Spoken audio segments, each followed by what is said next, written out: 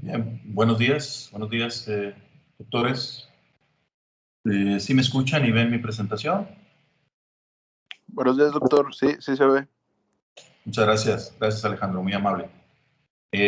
Bueno, pues vamos a dar inicio a la clase de pregrado del programa de neurocirugía correspondiente al tema del tratamiento quirúrgico de la epilepsia. Yo soy el doctor Samuel Pérez Cárdenas, soy profesor del servicio y bueno, pues esperemos que esta plática nos ayude a comprender un poquito más esta enfermedad y conocer los diferentes aspectos quirúrgicos que la involucran. Probablemente para muchos de ustedes sea algo nuevo escuchar que la epilepsia tenga opciones quirúrgicas. Obviamente cada vez la literatura lo menciona más. Esto tiene alrededor de 80 años que se está practicando ya de manera regular, pero obviamente en nuestro país, como en todo país en desarrollo, muchos de estas cuestiones o procedimientos están limitados a la población, ¿verdad? Por la tecnología que muchas veces se ocupa o bien por el recurso humano que también es necesario para poder realizar este tipo de procedimientos. La epilepsia es una enfermedad muy frecuente y lo vamos a ver en el transcurso de la siguiente charla. Es algo tan frecuente como lo es la diabetes mellitus, como lo es la hipertensión arterial, como lo es la obesidad, como lo es el cáncer de mama, el cáncer cervicuterino, cosas que en realidad nosotros como médicos estamos conscientes de que son enfermedades muy frecuentes y que hay programas de salud a nivel estatal, nacional, federal, que están enfocados al tratamiento de esas patologías y al servicio de esos pacientes. Sin embargo, la epilepsia no es así, ¿verdad? La epilepsia es una enfermedad que es muy frecuente y que no está tan atendida o tan reconocida por estas instancias, ¿no? ¿Por qué? Es algo que todavía no podemos entender, pero es una realidad que nosotros como médicos sí lo debemos de visualizar de esa manera, ¿no? Un paciente epiléptico no es un paciente que únicamente convulsione y debemos, ustedes como futuros médicos de primer contacto y futuros especialistas en diversas áreas, deben de entender eso, ¿verdad? Es la semilla que debemos de tratar de inculcar en estos momentos, de saber que un paciente epiléptico no es normal que convulsione. Muchas veces los pacientes llegan a nuestro consultorio y nos dicen, doctor, volví a convulsionar, la semana pasada convulsioné, tengo todo el mes convulsionando.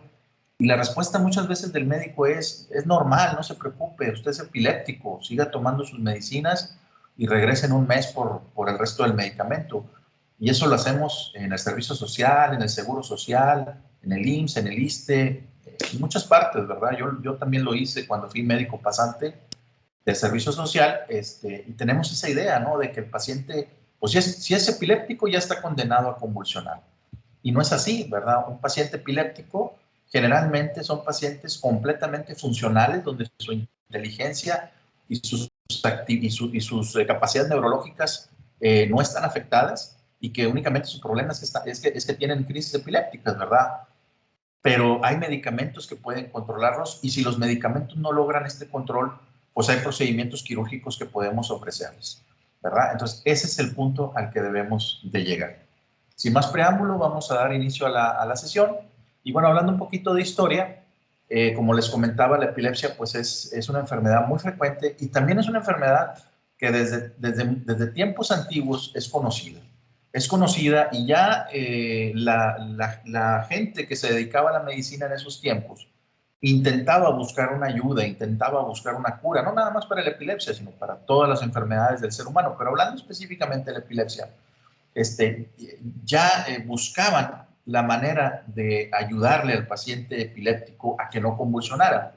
Y los primeros procedimientos quirúrgicos que se conocen con este fin son las trepanaciones que se hacían en el cráneo por las culturas prehispánicas como aztecas, mayas, incas, en donde hay evidencia de cráneos encontrados con trepanaciones y hay textos que lo confirman de que una de las enfermedades que trataban con estas trepanaciones era la epilepsia.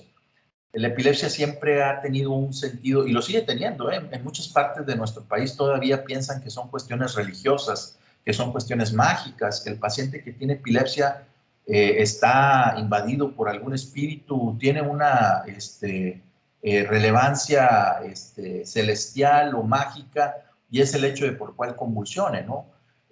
Muchos de ellos también son catalogados como poseídos, y es una realidad, ¿verdad? Muchos pacientes tratados por exorcismos están descritos de que lo que tenían era cuadros epilépticos, ¿verdad? Pero el pensamiento mágico de nuestra población sigue prevaleciendo principalmente en esta enfermedad, ¿no? Entonces, Hipócrates fue, como ustedes saben, se le considera como el padre de la medicina, y bueno, él fue el primero en determinar y decir que la epilepsia no era una enfermedad sagrada, o sea, no era una enfermedad mágica, sino que tenía una relación directa con el sistema nervioso central. Él fue el primero que dijo, ¿sabes qué? La epilepsia no es algo mágico, es algo que tiene origen en el cerebro, en el encéfalo, en el sistema nervioso central, y que nosotros como hombres, pues no, como seres humanos, no la alcanzamos a entender.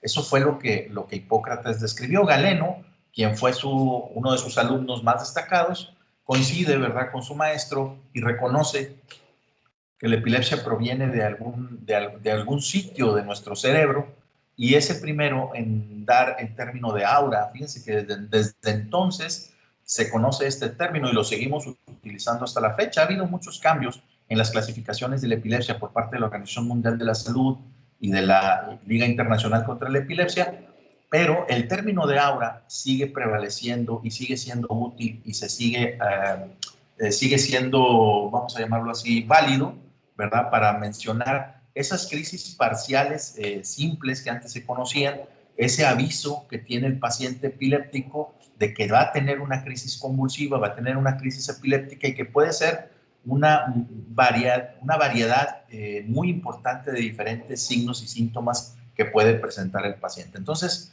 desde la época de Galeno ya se describía este término de aura, que significa en español, pudiéramos traducirlo al castellano como vientecillo o viento anunciador, ¿verdad? Como si fuera la Rosa de Guadalupe, ¿no? El airecito que sentía ahí la persona en la serie.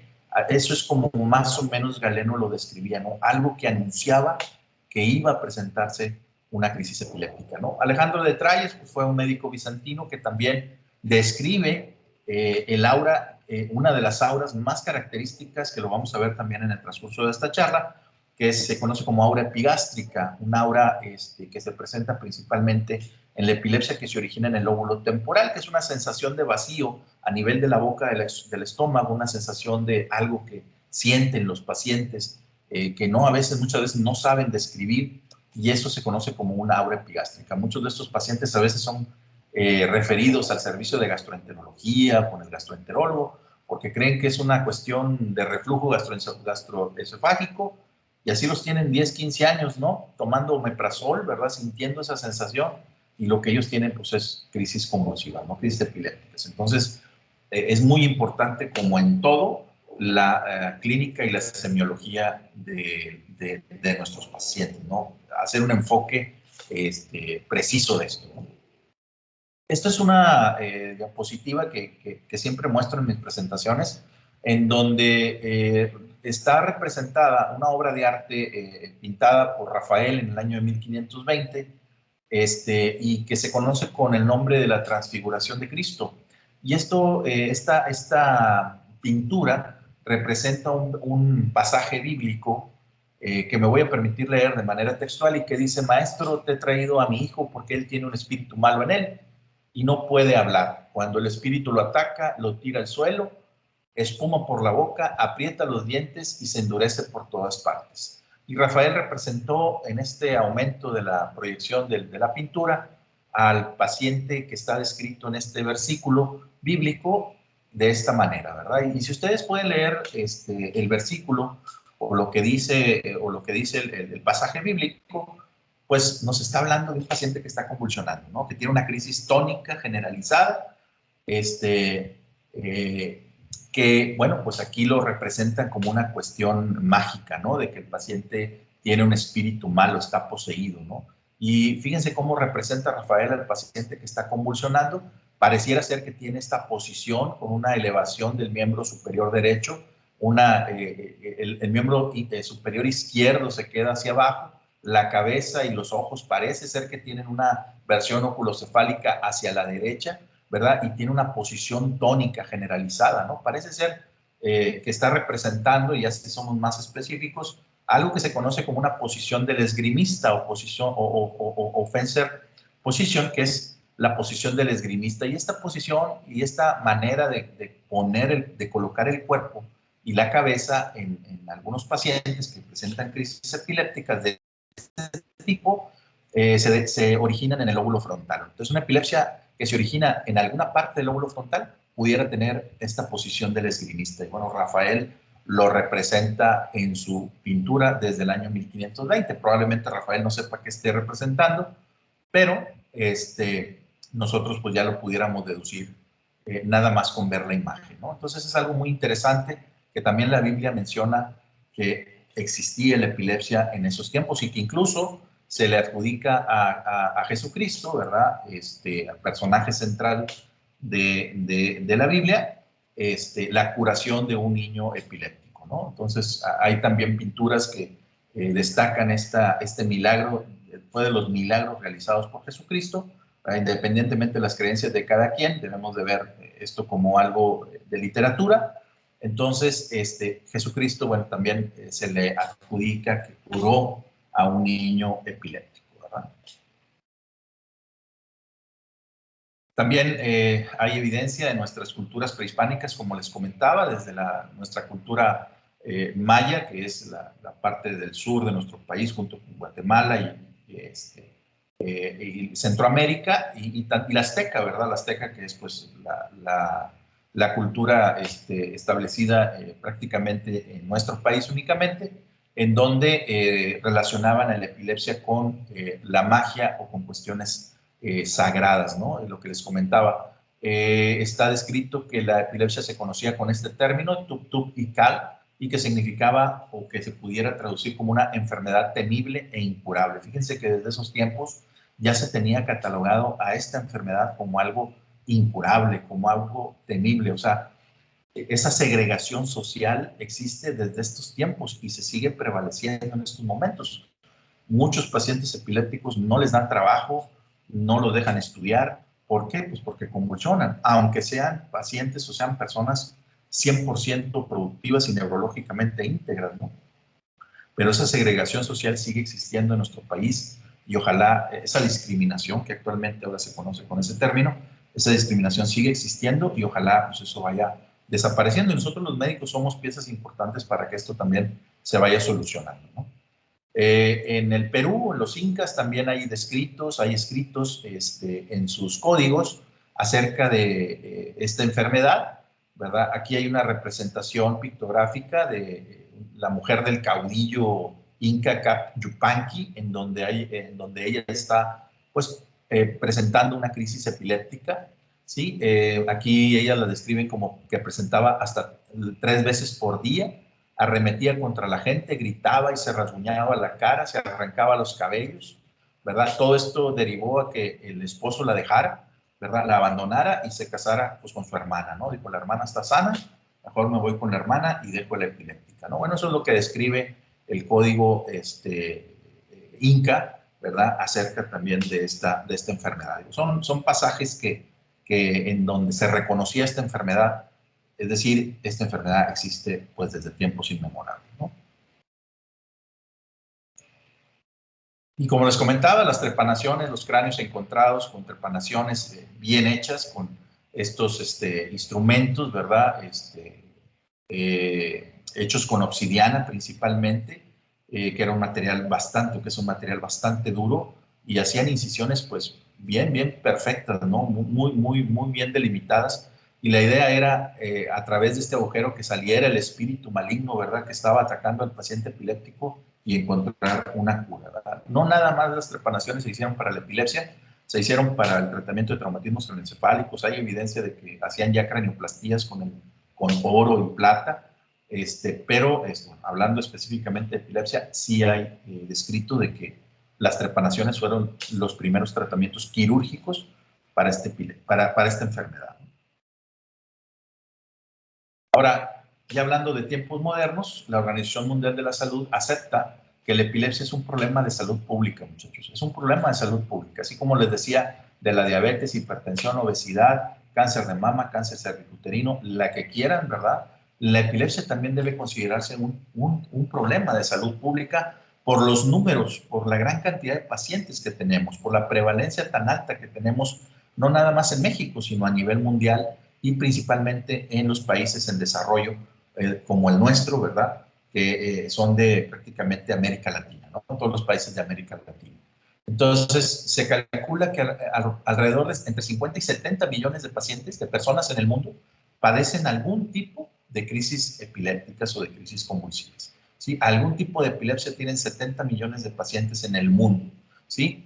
De esos 70 millones, hasta el 3% de los pacientes pudiéramos considerar, ¿verdad?, que caen en algo que se conoce como epilepsia de difícil control. La epilepsia de difícil control o refractaria a tratamiento farmacológico es aquella que no podemos controlar con medicamentos, que damos una medicina, 2 medicinas, 3 medicinas, 4 medicinas y que el paciente sigue convulsionando y que nosotros, lo que les comentaba al principio, no, pues es que es normal que convulsione, usted es epiléptico, no, no es normal. El paciente debe tener un control, ya sea farmacológico o no farmacológico, o bien tener el mejor control posible, ¿verdad? Hay muchas epilepsias que aunque las operemos, no llegamos a un control del 100%, pero la idea es lograr el mayor control posible, ¿no? Entonces, esa es la importancia de este grupo de pacientes que caen en la epilepsia refractaria, tratamiento farmacológico, o también llamada epilepsia de difícil control. La prevalencia en nuestro país aproximadamente es hasta 18 por cada 1000 habitantes. O sea, estamos hablando de una prevalencia muy alta. Hay países en América Latina que reportan hasta 30 o 32 por cada 1000 habitantes. Entonces, estamos en una situación bastante importante en cuanto a frecuencia de esta enfermedad. Hay algo que se ha relacionado, que entre mayor pobreza del país, más incidencia. O sea, esta es una enfermedad, llamémoslo así, y así lo dicen los libros, no lo digo yo, dicen que es una enfermedad de pobres, o sea, de países pobres, ¿sí? ¿Por qué? Pues porque esa población muchas veces es muy difícil que llegue el tratamiento adecuado, hablando de fármaco o no fármaco, ¿no? O sea, muchos pacientes son epilépticos y no tienen una seguridad social que les brinde el tratamiento farmacológico. Entonces, entre más convulsione un paciente, menos control tiene, ¿verdad? Entonces, esto hace que su incidencia aumente de manera desproporcionada. Entonces, desafortunadamente, las cuestiones sociales en esta enfermedad son de suma importancia.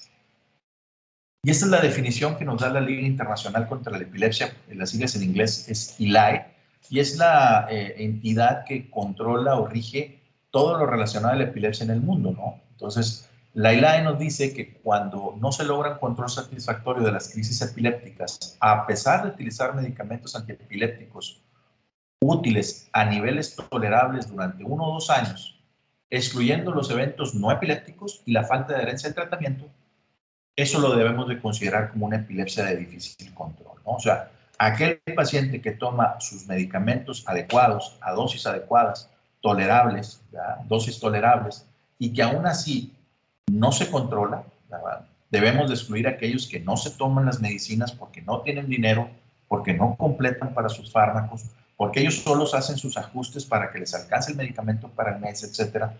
Esos debemos de descartarlos porque tienen un mal apego al tratamiento. Pero aquel paciente que sí está bien, que sí toma sus medicinas, que tiene los medicamentos adecuados y que sigue convulsionando, hay que ofrecerles algo, hay que ofrecer otro tipo de opciones. O sea, ya existen opciones quirúrgicas que pueden ayudarle a esos pacientes. A lo mejor cuando no existían, pues no podemos hacer nada. Pero si ya hay opciones quirúrgicas, pues debemos de ofrecerle a este grupo de pacientes. Pero lo más importante, hay que identificar a estos pacientes. ¿Cómo podemos ofrecer algo si no identificamos qué paciente es candidato a un tratamiento quirúrgico? Entonces, por eso aquí te dice, ¿verdad? Si en un año ya no lo controlaste, Si en un año un paciente adulto ya no se controló, incluso aquí todavía le dan el lapso de 2 años, sin embargo las nuevas guías dicen que ya no te esperes más del año. Si en un año ya no controlaste a tu paciente adulto epiléptico, refiérelo a una consulta neuroquirúrgica. Ve si el neurocirujano considera que puede haber otra opción, ¿verdad? Y en los niños se dice que no debes de esperar más de 6 meses. En 6 meses, si un niño en 6 meses no lo controlas adecuadamente, debes de buscar otras opciones, ¿verdad? Pero vamos a ver al final de la charla cuánto tiempo nos tardamos en referir un paciente con epilepsia de difícil control al neurocirujano.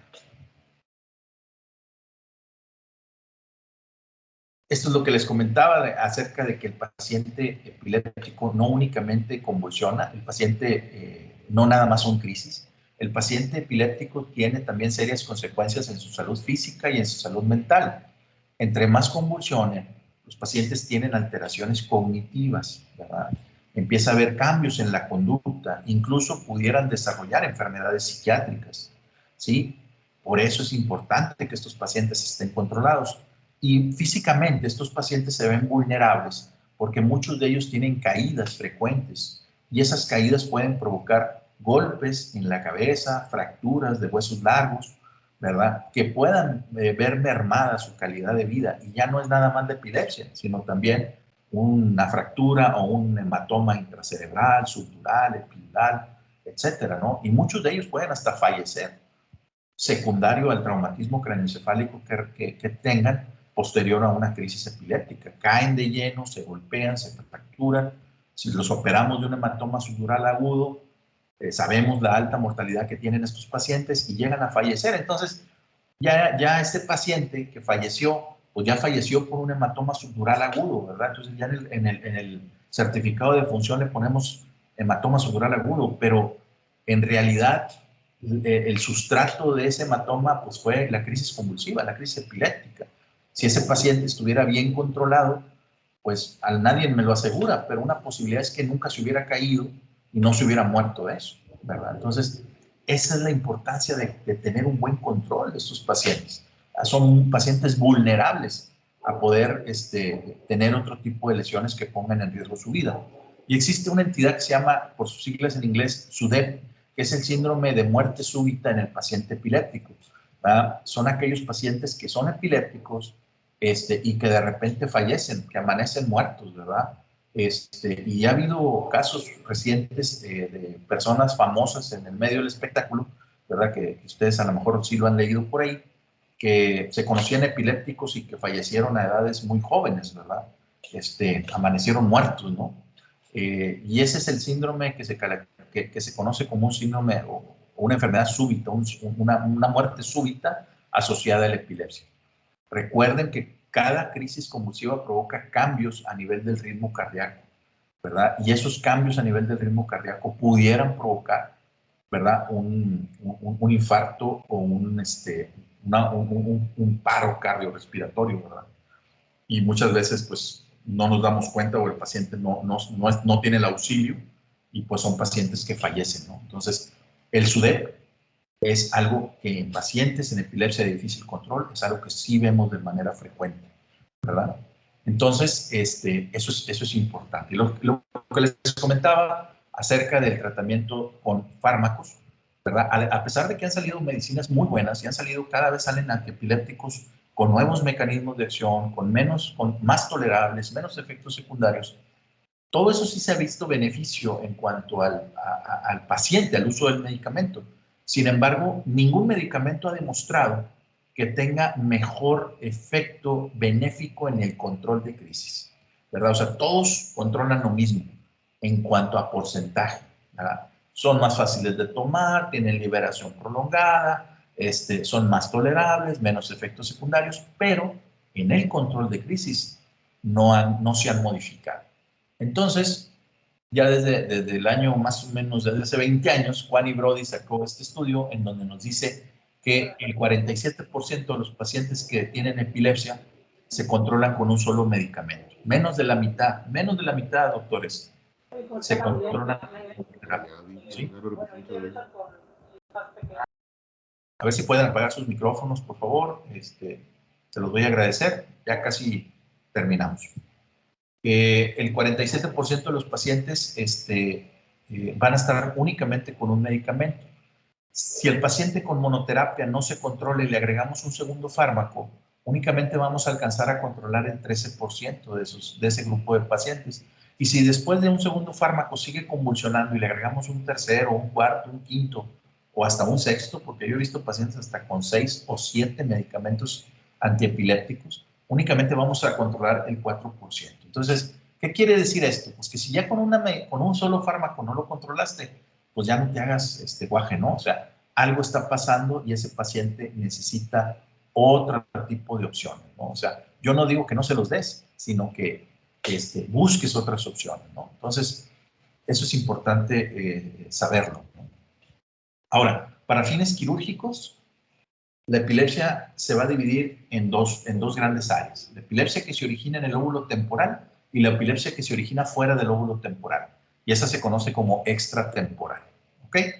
Así, no se la quiebren tanto. Para fines quirúrgicos, no estoy hablando de la clasificación de la epilepsia.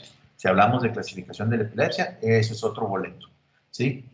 En cuanto a la cuestión quirúrgica, únicamente saber que la epilepsia o se origina en el lóbulo temporal, que es la más frecuente, o se origina fuera del lóbulo temporal. Así de sencillo. ¿Sí?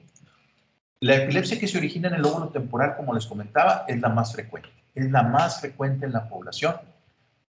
Desgraciadamente, es la que menos se controla con medicamentos. Únicamente entre el 11 y el 12% de los pacientes con epilepsia del lóbulo temporal se van a controlar con fármacos. ¿Sí? O sea, es un porcentaje muy bajo. Pero afortunadamente es la que responde de mejor manera a un procedimiento quirúrgico.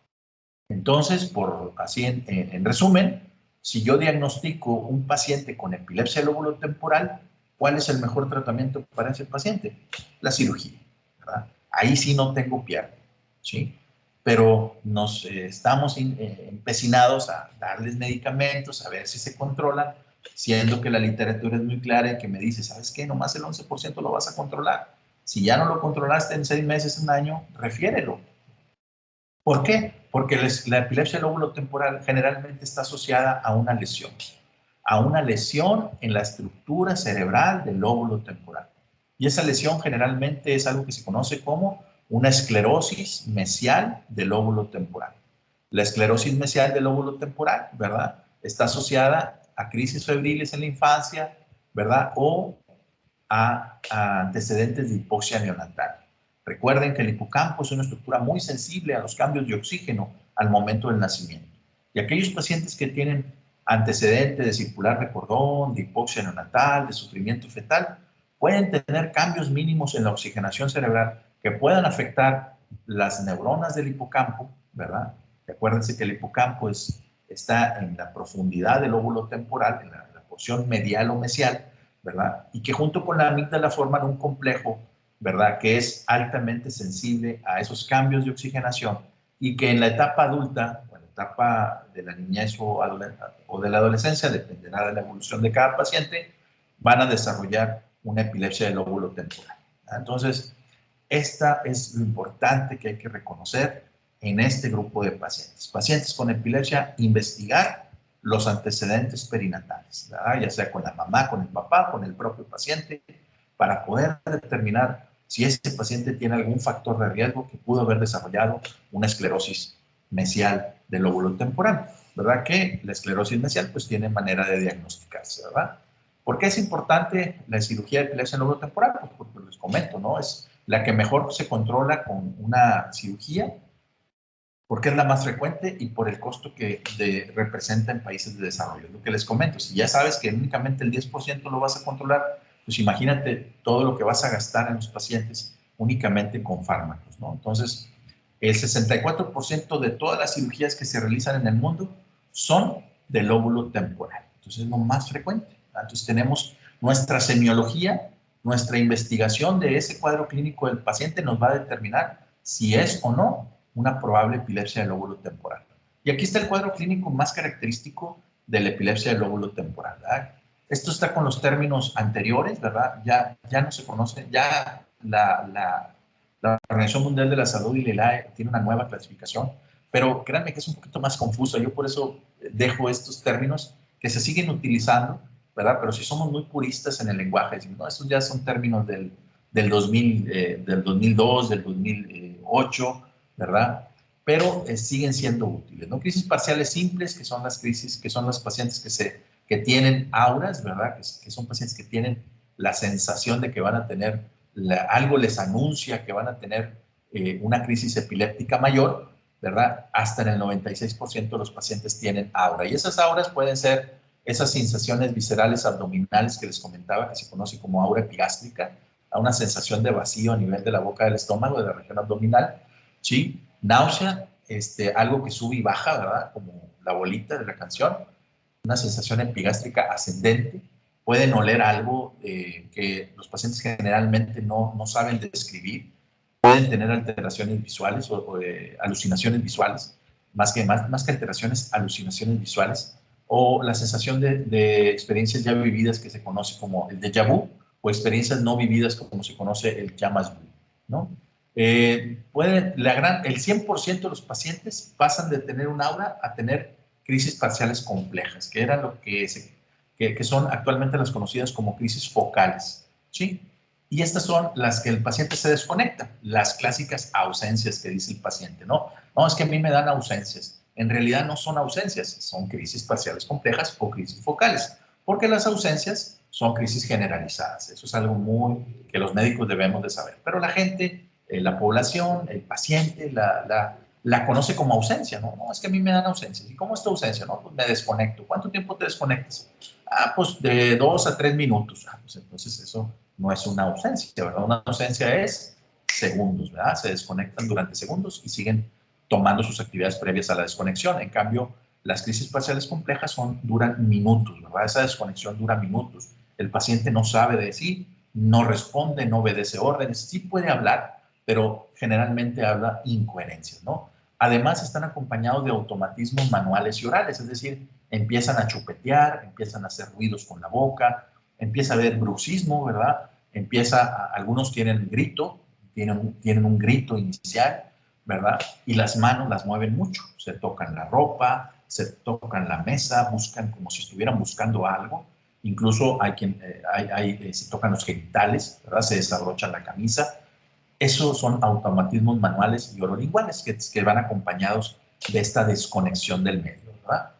Y muy pocos de ellos, un poquito cerca de la mitad, aquí mencionamos el 57%, pero hay textos que dicen que es menos frecuente, y tienen una generalización secundaria, ¿verdad? Una tónica bilateral, una tónica clónica bilateral, ¿verdad? Es decir, que después de la desconexión empiezan a moverse, tienen la tónica generalizada o la tónico-clónica, ¿verdad? Muchos de ellos, esta es la que les asusta a los pacientes, ¿no? Es la que los lleva al hospital, ¿no? Generalmente las otras muchas veces pasan desapercibidas, ¿verdad? A veces ni cuenta se dan, ¿verdad? Entonces, por eso cuando llegan urgencias, y ustedes no preguntan bien qué le pasó al paciente, cómo es que empezó su crisis, todos, el 100% les va a decir que tuvo crisis tónica clónica generalizada. Por eso, si ustedes revisan los expedientes de urgencias, yo creo que el 100% de los pacientes que llegan con crisis convulsivas de urgencias tienen crisis convulsivas tónico-clónico generalizadas. ¿Por qué? Pues porque son las que el paciente sabe, son las que el familiar ve y son las que le asustan, ¿verdad? Y nosotros como médicos no preguntamos, y, ¿qué le pasó? No, pues convulsionó. ¿Cómo convulsionó? Pues se movió todo. Perfecto. Crisis con tónico-clónica generalizada. Y te quedas con que el paciente tiene generalización primaria, o sea, que son las menos frecuentes, ¿no? No te pones a investigar cómo empezó esta crisis. Y por eso muchos pacientes ahí van, ahí van, ahí van, ahí van. Y incluso nosotros como médicos, pues también tenemos culpa de eso, ¿no?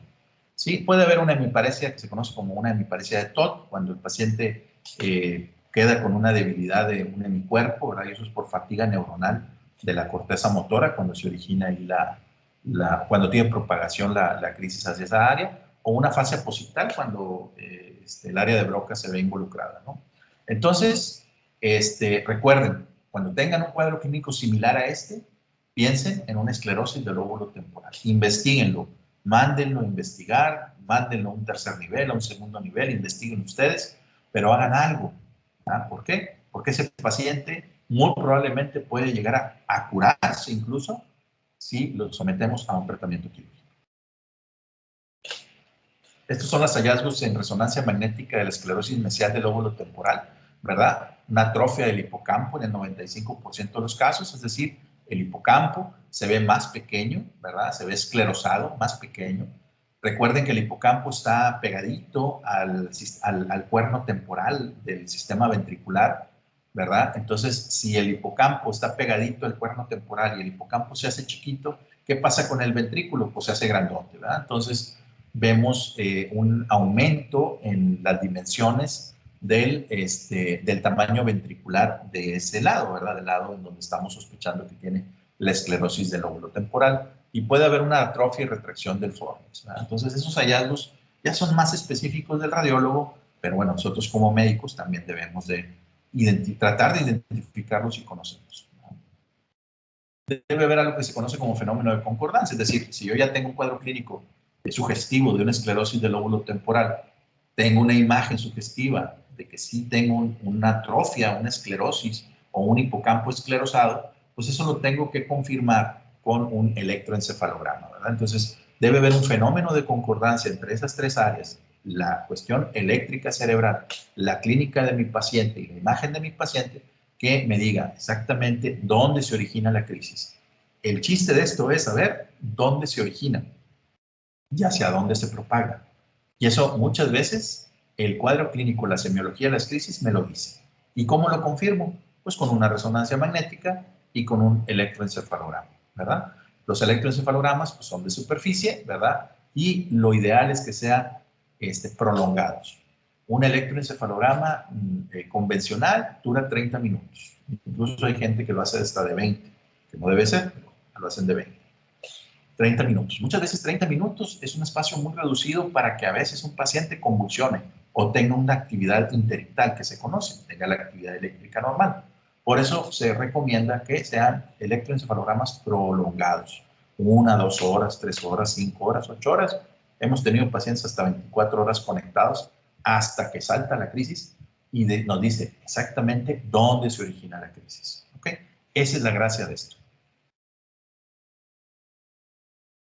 Ok, ¿cuál es la justificación a nivel mundial de por qué nosotros neurocirujanos insistimos mucho que una vez que diagnostiques una esclerosis o una epilepsia lóbulo temporal, no la mandes para poder hacer un procedimiento quirúrgico o ofrecerle un procedimiento quirúrgico al paciente y ayudarle en el control de sus crisis?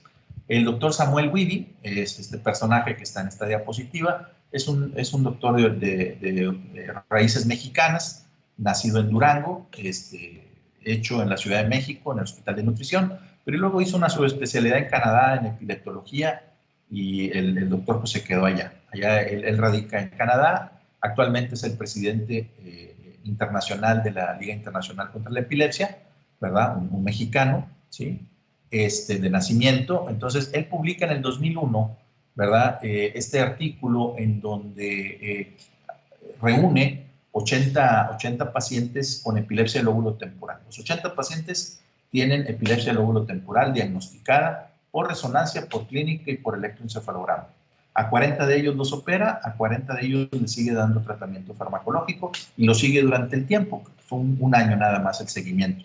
Este estudio está actualmente en progresión para ver después de 10, 15 años cómo les ha ido a los pacientes, pero al menos los resultados preliminares dijeron que durante ese seguimiento, ¿verdad? La libertad de crisis fue cerca del 60% en el grupo quirúrgico, es decir, aquellos pacientes que se operaron, ¿verdad? Él es neurólogo, no es neurocirujano, pero tiene su neurocirujano que hace los procedimientos. Entonces, casi el 60% de los pacientes que se operaron quedaron en libertad de crisis. Y únicamente el 8% del grupo que no se operó quedó en libertad de crisis. Entonces, estamos hablando de una diferencia muy importante y de que estos resultados nos dicen, porque fue un estudio bien hecho, ¿verdad? Con los estándares de investigación y de aleatorización bien establecidos, en donde pues el grupo quirúrgico fue muy superior al control que hubo en el grupo médico, ¿no? Y además encontraron que la calidad de vida de las personas, ¿verdad? La calidad de vida del paciente mejoró mucho mejor, mucho más en el grupo quirúrgico, ¿verdad? Con una P significativa, ¿no? Entonces, es por eso que seguimos insistiendo, ¿verdad? Que una vez diagnosticada una epilepsia que se origina en el lóbulo temporal, y si encontramos más una lesión, ya sea una esclerosis mesial del lóbulo temporal, que es lo más frecuente, pues hay que operarlo y hay que operarlo. A menos que el paciente pues, no quiera, ¿verdad? El paciente se niega a la cirugía, ya ese es otro boleto, ¿no? El tratamiento quirúrgico, ¿en qué consiste? Consiste en hacer algo que se conoce como lobectomía temporal anterior con amígdalo-hipocampectomía. ¿Qué quiere decir esto? Bueno, pues que resecamos parte de la neocorteza del lóbulo temporal, la porción anterior, ¿verdad? Del lóbulo temporal, junto con las estructuras mesiales, que es la amígdala y el hipocampo. Eso es lo que quiere decir esta diapositiva, ¿sí? Y aquí vemos más o menos cómo se reseca el lóbulo temporal. Hacemos una resección de la punta del lóbulo temporal hacia 4,5 centímetros de la punta hacia atrás en el lado dominante. Cuando estamos trabajando en el hemisferio dominante, que generalmente es el izquierdo, hacemos una resección de 4,5 centímetros. Cuando estamos en el lado no dominante, podemos extendernos 1 centímetro más. Todo esto siempre cuidando, ¿qué cuidamos? El área de Broca, ¿verdad? El área de Broca, el área de Wernicke, eso es lo que cuidamos. Y obviamente también el drenaje venoso, ¿verdad? Entonces, siempre hacemos esta resección de la neocorteza. Y una vez que quitamos la neocorteza del lóbulo temporal, que eso se conoce como lobectomía temporal anterior, ¿verdad? Quitamos la amígdala y el hipocampo. Hay técnicas que describen que no es necesario quitar la neocorteza y únicamente ir a quitar la amígdala y el hipocampo, y eso se llama amígdalo-hipocampectomía selectiva, ¿verdad? Y hay el doctor Yassar Gil Niemeyer y André Olivier, ¿verdad? En Estados Unidos, Niemeyer de Brasil y André Olivier de Canadá, han descrito diferentes vías de abordaje para ir a retirar esas estructuras mesiales, ¿sí? Los artículos actuales dicen que los resultados en control de crisis son muy similares si hacemos una lobectomía temporal con amígdalo-hipocampectomía o una amígdalo-hipocampectomía selectiva. Son muy parecidos, ¿verdad? Habrá que seleccionar muy bien los pacientes que son candidatos a una amígdalo-hipocampectomía selectiva, pero es importante que lo conozcamos, que existen esas dos opciones, ¿verdad?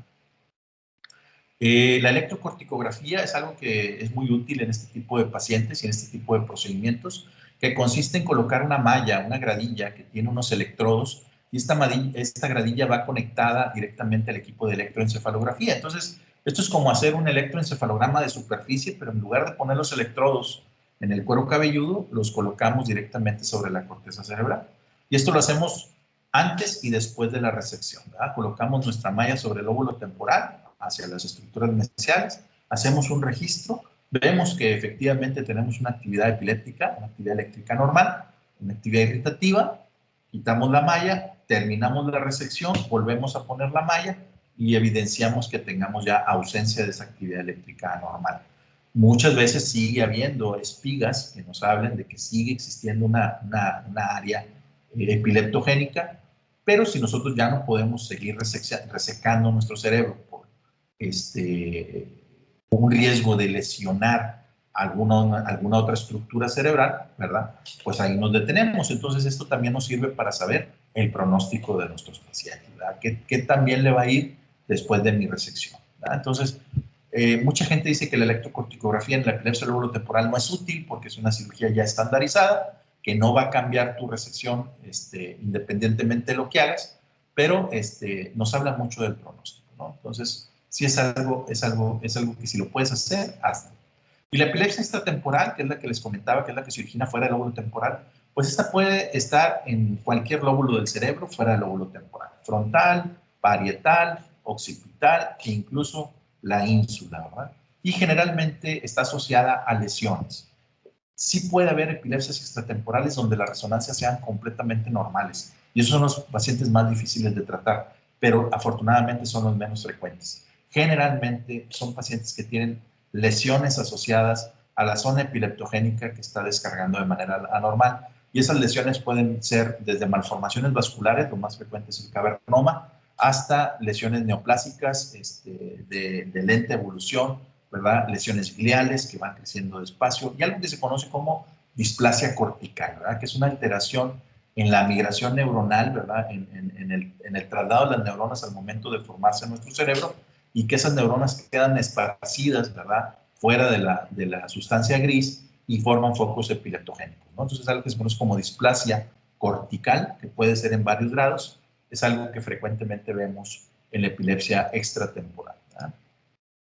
El doctor Victor Hotley, que es el que está aquí en la fotografía, un cirujano inglés, británico, no neurocirujano, pero sí cirujano. En aquellos tiempos no existía la neurocirugía como especialidad, pero un neurocirujano que tenía interés en la neurocirugía. Fue el primero en describir una epilepsia, una cirugía para epilepsia.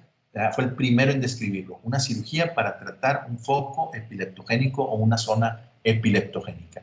Y curiosamente lo hizo fuera del lóbulo temporal. Entonces, la primera cirugía de epilepsia descrita ya en la etapa moderna fue hecha en una área fuera del lóbulo temporal. Eran pacientes que tenían gliosis extratemporales, que eran las zonas epileptogénicas. Hizo una resección de la gliosis, de la área de cicatrización, ¿verdad?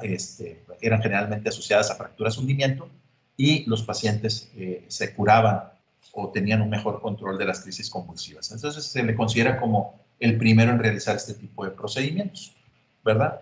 Como les comentaba, pues la cirugía de epilepsia extratemporal es la menos frecuente, es la que menos se hace, y desafortunadamente los resultados no son los que quisiéramos, o no nos podemos comparar con la epilepsia del lóbulo temporal. La epilepsia del lóbulo temporal tiene un porcentaje de cura cerca del 85%.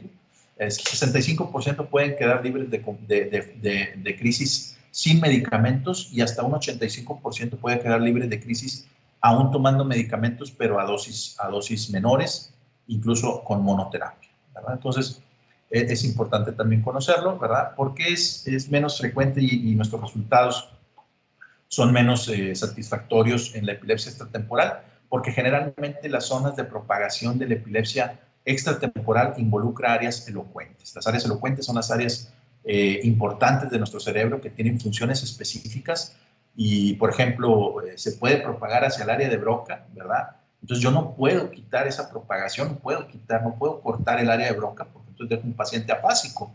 Entonces, eso está en contra, ¿verdad?, de todo procedimiento quirúrgico. Primero es no hacer más daño del que ya está. Y eso ya es un principio muy antiguo, y es un principio no nada más de neurocirugía, sino de toda la medicina, ¿no? Entonces, ese es el problema por el cual los resultados no son los mejores, ¿sí? Y como les comentaba, pues puede haber diferentes lesiones en la epilepsia extratemporal.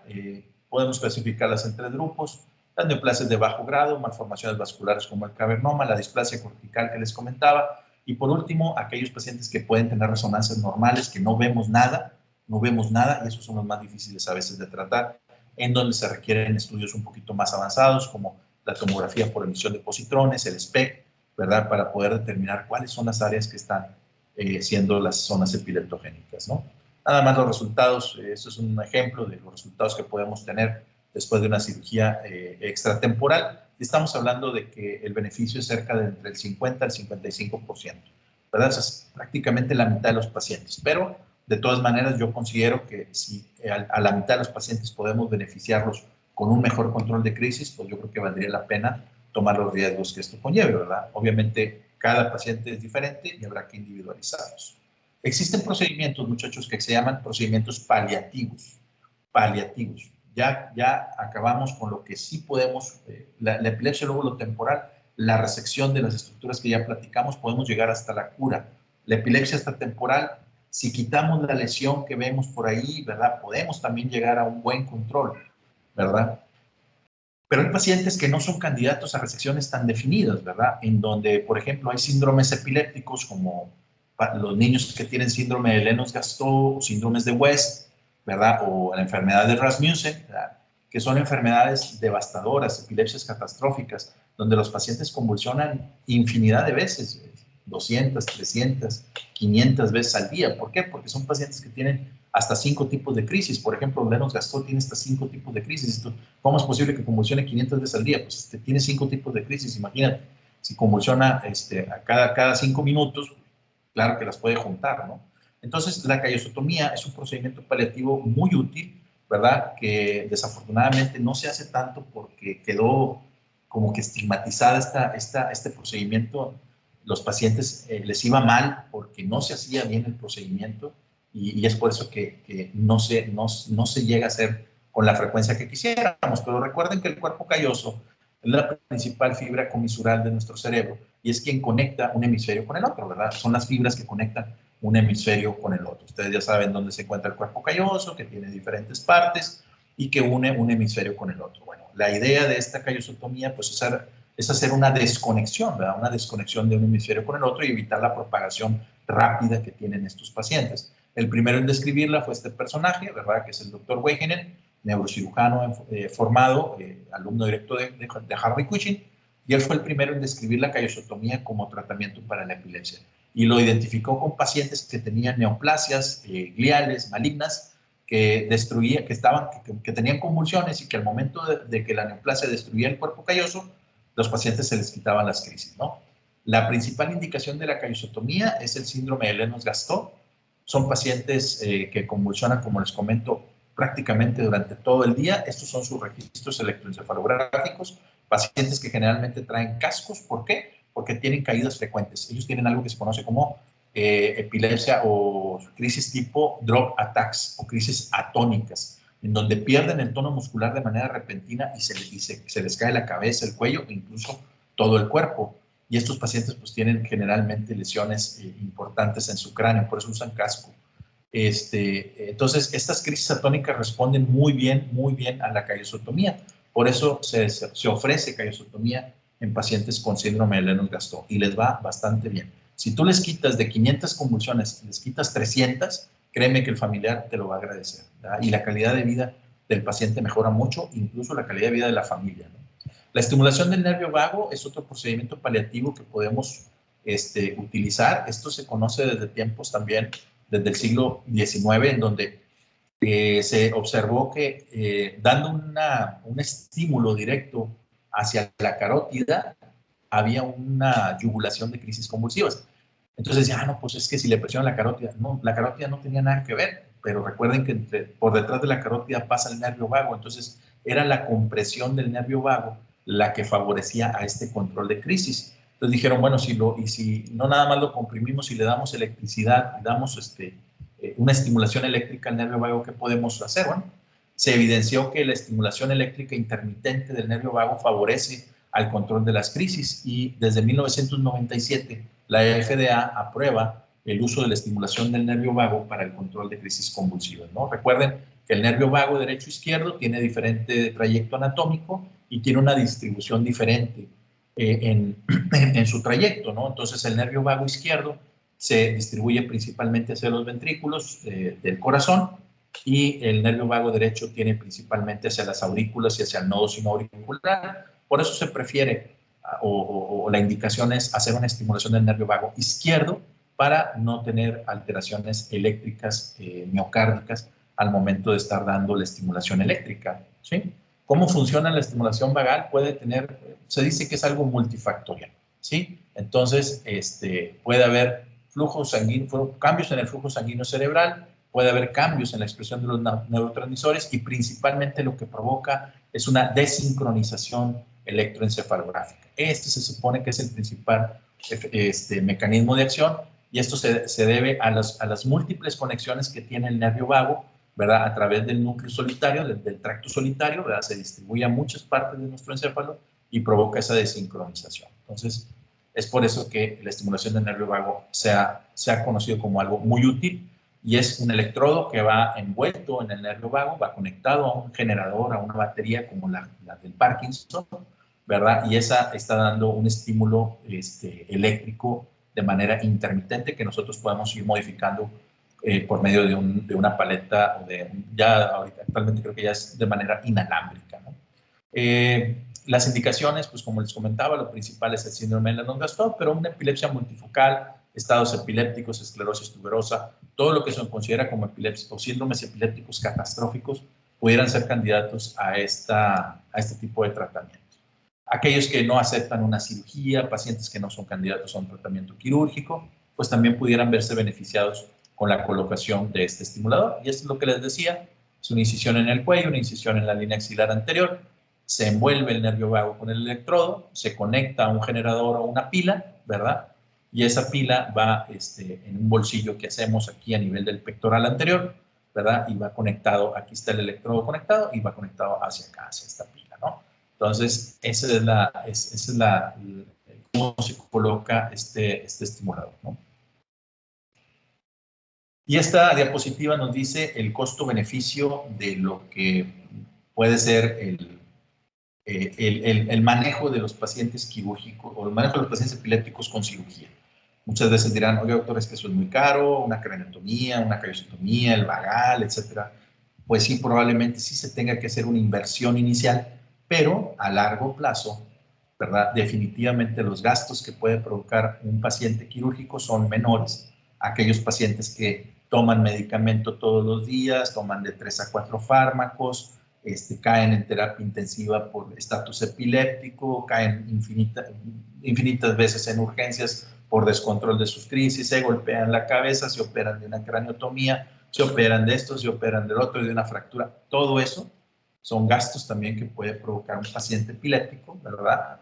Y que no se compara con el tratamiento quirúrgico que puede verse beneficiado en reducción a ingreso a terapia, en reducción a ingreso a urgencias, en tomar menos medicamentos, etcétera, ¿no? Entonces, el costo-beneficio definitivamente también está a favor del procedimiento quirúrgico. Y ya para terminar, nos quedan 4 minutos, ¿verdad? Recordar que la cirugía es el mejor tratamiento para la epilepsia refractaria del lóbulo temporal, ¿sí? Llegamos a un control de crisis cerca del 65%, una libertad de crisis del 65%, pero podemos tener pacientes bien controlados con un solo fármaco hasta el 85%. O sea, es un porcentaje bastante importante. La identificación temprana es muy importante, lo que les comentaba. No tardarnos tanto en referir un paciente que pueda ser candidato quirúrgico a una valoración por parte del neurocirujano. Actualmente nos tardamos de 19 a 22 años para llegar a una evaluación quirúrgica.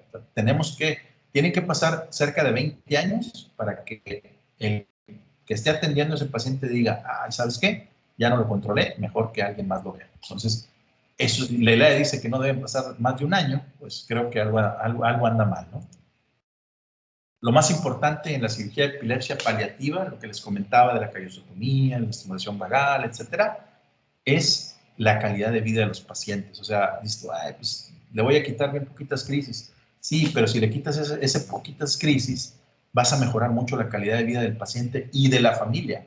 La epilepsia no es una enfermedad única del paciente, es una enfermedad familiar. ¿Sí? Y eso sería todo. Ya nos quedan 3 minutos. Agradezco mucho la atención y la conexión de ustedes para un servidor y la atención a esta clase. Si alguien tiene alguna pregunta, con todo gusto la resolvemos. Y si no, pues les agradezco mucho los aplausos y sus atenciones.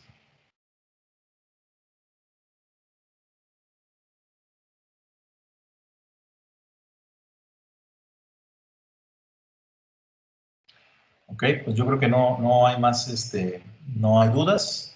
Digo, yo sé que a lo mejor es poquito tiempo, quisiera seguir hablando de esto. Digo, yo la verdad es que me apasiona este tema y si uno sigue y hay cosas que valdría la pena definir un poquito más, pero bueno, creo yo que esto es importante, es lo que deben ustedes conocer como futuros médicos generales y probablemente futuros especialistas también. A lo mejor se van a olvidar un poquito de esto el día que ya sean especialistas en otras áreas, ¿verdad? Pero al menos el siguiente año, en donde van a estar en un servicio social, es importante que lo conozcan y que lo transmitan a las generaciones que vienen, ¿no? O sea, el paciente epiléptico tiene opciones, tiene otras opciones, y hay que tratarlos como eso, ¿no? Como pacientes que necesitan nuestra ayuda y no nada más es de que no te preocupes, es normal seguir convulsionando. Bueno, pues muchas gracias. Nos vemos. Estamos a sus órdenes ahí en el servicio.